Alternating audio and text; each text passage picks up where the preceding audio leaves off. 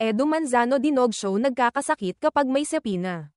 Nag-viral ang nakakatawang satirical post ni Edo Manzano matapos niyang biruin ang mga taong biglang nagkakasakit kapag nasasangkot sa kaso o natatanggap ng sepina.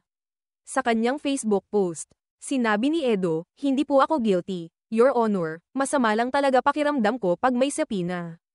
Medical attention po for my chronic palliative otitis." Kalakip nito ang isang AI-generated na larawang naka-wheelchair, may saklay at neck brace siya.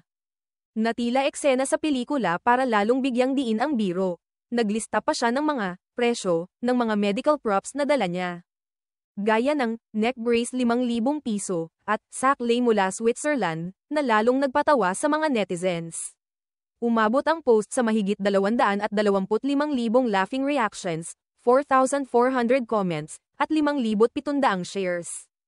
Habang maraming netizens ang nagsabing, boom, sapul, at pinuri ang pagiging witty at matalim ng banat ni Edo. Bagamat hindi siya nagbanggit ng pangalan. Malinaw na ang post ay kritika sa mga taong gumagamit ng sakit bilang palusot para umiwas sa pananagutan sa batas. Para sa marami, pinatunayan ni Edo ang husay niya sa satire, nakakatawa ngunit may laman at mensaheng dapat pag-isipan.